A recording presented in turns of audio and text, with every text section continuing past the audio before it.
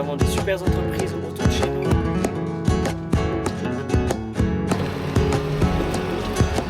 D'apprendre à filmer, se coordonner. Il y a un super écoulement. On est parti pour 2 jours d'épandage.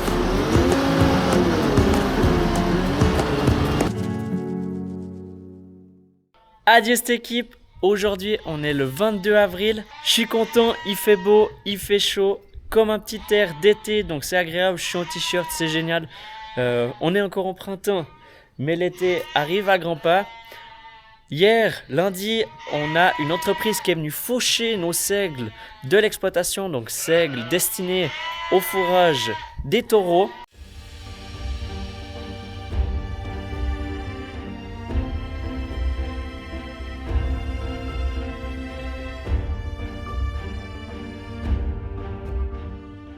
Vous l'entendez derrière moi, il y a beaucoup de moutons qui font du bruit, c'est normal. Ce matin, on en a profité avec ce beau temps de sortir pour la première fois les mères avec les agneaux qui étaient dans le hangar à paille.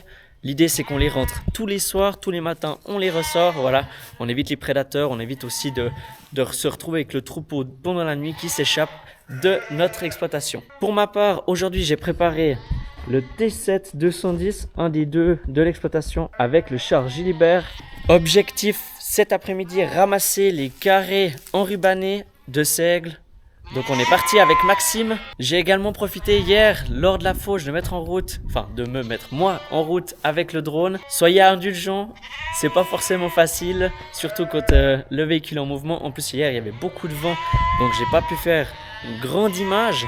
Aujourd'hui je vais me remettre à essayer d'en faire une ou deux. Je tiens aussi à vous remercier, on a passé la barre des 1500 abonnés, je suis trop content, merci à vous tous. Donc maintenant j'ai plus qu'à vous dire, continuez à vous abonner, laisse un pouce bleu et puis autrement on est parti ensemble pour le travail. Maxime finit de déplacer les balles carrées et les balles rondes d'enrubanné qu'on avait juste derrière pour faire la place pour les nouvelles qui arrivent aujourd'hui. Concernant les travaux agricoles sur l'exploitation, vous l'aurez vu, c'est un Fendt qui est à la fauche. Aujourd'hui c'est les New Holland qui sont au pressage et à l'enrubannage. C'est tout simplement parce que nous ne réalisons pas la fauche ni le pressage des bottes en tout genre sur l'exploitation. De même que nous n'avons pas de batteuse ni d'ensileuse. Nous avons des super entreprises autour de chez nous avec qui on peut collaborer depuis déjà bien des années. On préfère leur confier ce genre de travail sur lequel ils sont très performants et nous préférons garder notre temps à disposition pour tout ce qui est bétail parce que nous sommes bons à cet exercice-là. Ça nous évite également d'avoir plusieurs machines qui ne sont pas forcément beaucoup utilisées sur toute l'année, seulement sur une courte période. Ça demande aussi une place de stockage, ce qu'on n'a pas forcément à disposition. Enfin voilà pourquoi ce sont des travaux que nous ne réalisons pas personnellement.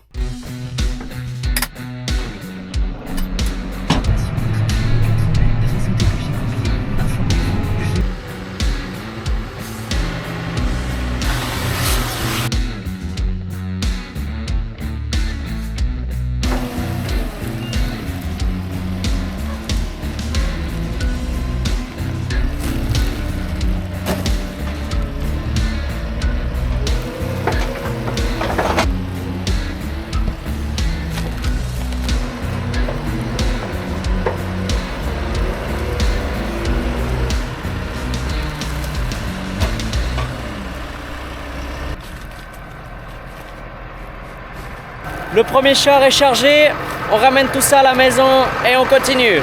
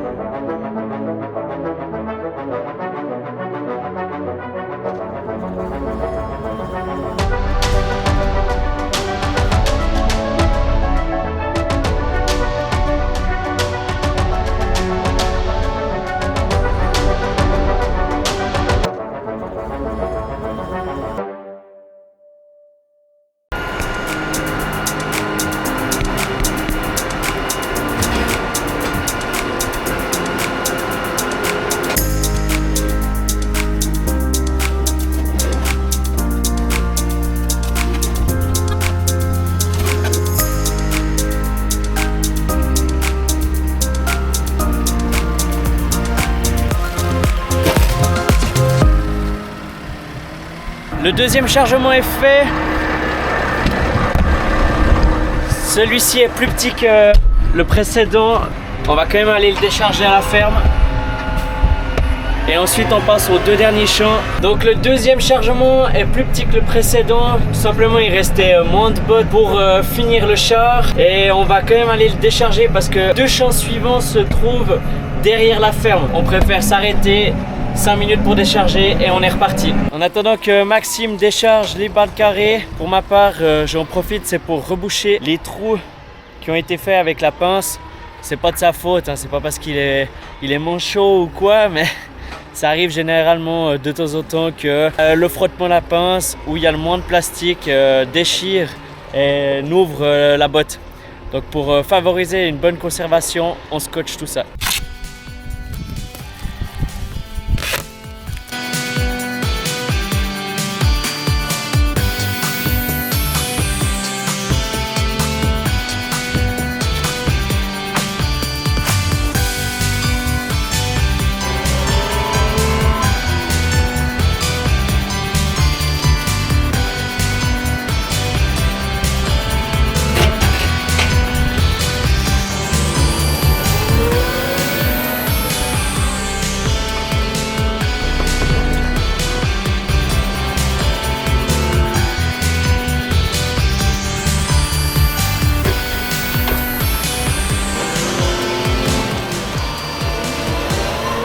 Là les gars à la presse et à l'enrubanage viennent de finir le champ. Ils passent au suivant qui est juste en haut de la colline. Là on se trouve dans le champ où on a réalisé le drainage. Donc on peut déjà voir qu'ils ne se sont pas plantés. Donc c'est déjà bon signe. Ça veut dire qu'il n'y a plus forcément de grosses mouilles, ou voire plus du tout. D'ailleurs on va aller voir ensemble comment est la terre, s'il y a de l'eau ou pas. On les voit là les deux tracteurs, un à l'enrubaneuse, l'autre à la presse. C'est l'entreprise Bossy Bat, une entreprise avec qui on travaille déjà depuis de nombreuses années pour le pressage. C'est avec eux qu'on regarde aussi pour les épandeuses à fumier. C'est vraiment une super entreprise.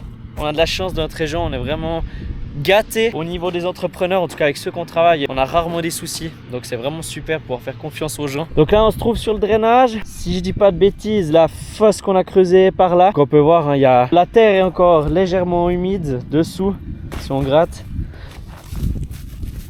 Mais rien de bien méchant par rapport à la quantité d'eau qu'on pouvait voir avant. On peut vraiment dire que le travail était bien fait. Là où il y avait un ruisseau qui partait, il n'y a plus rien, donc c'est top. Et puis je fais mon maximum autant au drone qu'à la caméra, mais le drone c'est vrai que c'est encore une prise en main à faire dès qu'il y a des véhicules qui bougent. Quand on perd un signal ou autre. Donc je fais vraiment mon maximum, j'espère que les images que j'aurais déjà pu faire seront exploitables et puis plaisantes. Mais c'est vrai qu'aussi entre le rush de devoir conduire, gérer le chantier de ramassage, c'est aussi un apprentissage pour moi d'apprendre à filmer, se coordonner, savoir réussir à rouler encore entre deux. Mais ça me fait plaisir parce que j'ai plaisir à le faire, mais il faut que je fasse efficacement pour pas perdre de temps et que les images que je fais dès le début soient utilisables. Donc là on retrouve le drain que Maxime nous a montré l'autre jour qui arrive dans le ruisseau. Donc on peut voir qu'il y a un super écoulement. Parfait. Et comme je le dis là, on est le 22 avril. On a creusé, commencé à creuser, c'était le 4 avril si je dis pas de bêtises, quelque chose comme ça. On est presque 20 jours après. Il y a déjà eu des jours de pluie entre deux. On voit que tout est assez, enfin tout n'est pas assez, tout est efficace. Je profite aussi puisque Maxime est au chargement. Nous c'est vrai que les travaux, comme je l'expliquais précédemment dans la vidéo, on réalise les travaux de travail du sol nous-mêmes, les épandages aussi, et puis tout ce qui est moisson, traitement sont réalisés par des entreprises, des collaborateurs, pour que nous on puisse se concentrer au maximum sur l'élevage, le bétail, ce qui se passe à la ferme. Nous c'est notre principale source de revenus, donc c'est là où on se concentre le plus. Dans les travaux des champs qu'on réalise aussi en été beaucoup, c'est le ramassage de paille. On consomme beaucoup de paille pour les taureaux. Vous verrez sûrement cet été, on est équipé de 3 plateaux, 3 essieux Gilibert. Si je dis pas de bêtises, c'est des 18 tonnes de plateaux. Et on a 2 gros tracteurs de tête avec lesquels on peut faire un super travail. On prend une bonne avance sur les routes par rapport à ce qui se passe en France. Sur les chantiers de ramassage de paille, on est minime, mais par rapport à l'exploitation qu'on a, on réalise quand même 2 à voire 3 bonnes semaines de chantier ramassage de paille. Pour nous, ça paraît beaucoup, peut-être pour passablement de Français, c'est assez dérisoire. Mais voilà, disons, à chacun ses exploitations et propre à son pays. Bon, profite, il y a 15% de batterie maintenant. Tu fous ces gaz, non? Là, ça va être censuré. Moins 18.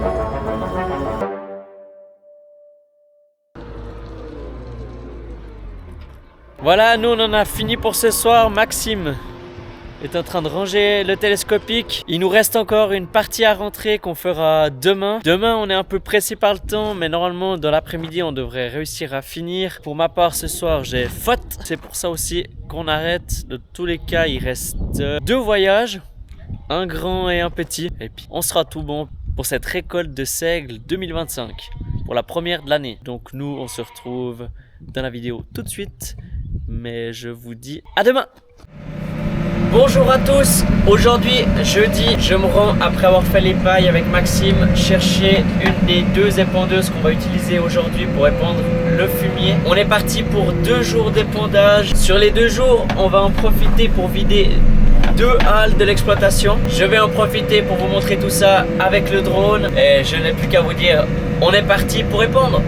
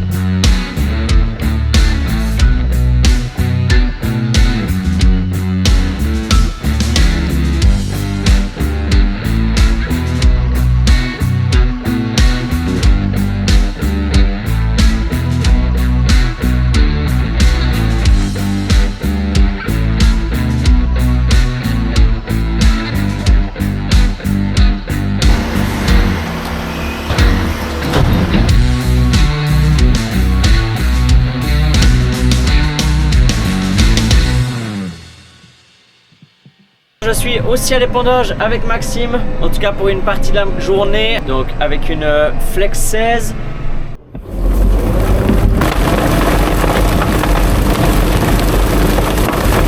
Nous voilà à l'épandage, donc moi je mets du GPS pour garder une ligne suffisamment droite, pas de zigzag, c'est beaucoup plus simple, on voit bien où on passe, c'est super, on voit que ça fait un bon boulot.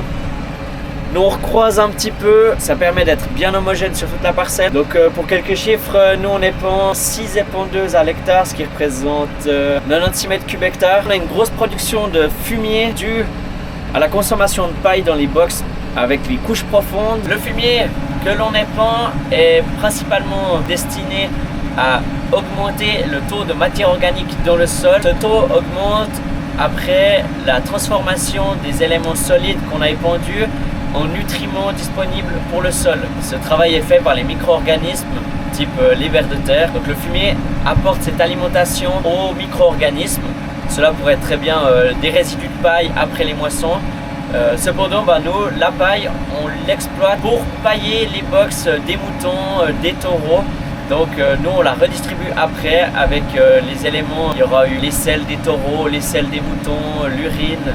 Donc elle est chargée en autres éléments que simplement ce que la paille refournit après battage. Donc ça permet d'avoir une boucle, d'utiliser ce qu'on produit sur les champs pour pouvoir alimenter, pailler les box de nos taureaux, et ensuite on restitue cette paille chargée des éléments présents dans le fumier à nouveau dans le sol. Ça crée une synergie avec nos champs et nos animaux.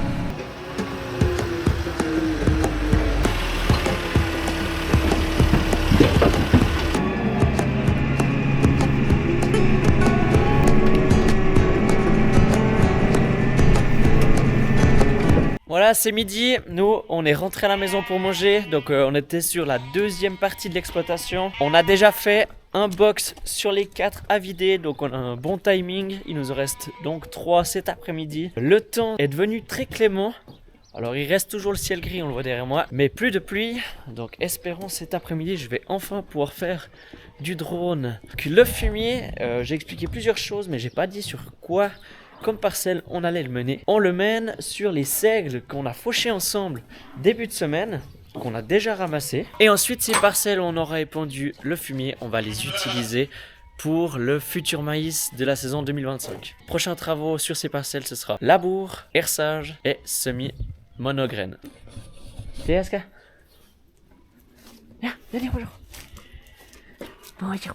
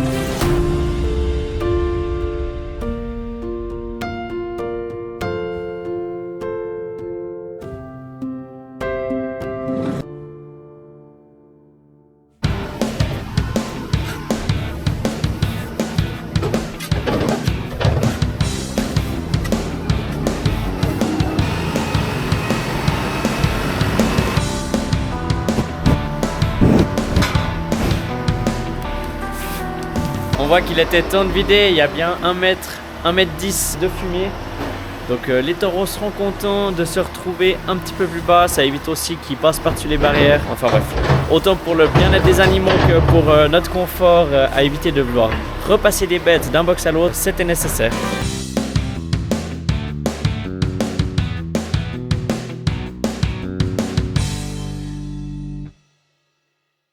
Juste pour vous expliquer comment ça se passe pendant que mon père finit de remplir l'autre épandeuse. Ici on a 4 box, donc on les voit bien ici, tac. Donc le principe est le même que ce que j'ai expliqué dans ma toute première vidéo quand on a vidé les box des veaux.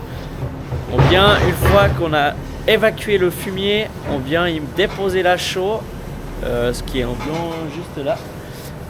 Ensuite on paille, donc la chose je le rappelle c'est pour assécher la couche, enfin le béton qui est sous la couche de paille, ce qui permet d'éviter de conserver l'humidité dessous. Pour vider également on bloque les taureaux devant les autres box avec d'autres barrières pour libérer le box qu'on veut vider. Là, on l'a fait au fur et à mesure, la même chose. Maintenant, on arrive au dernier. Et voilà à peu près comment ça se passe.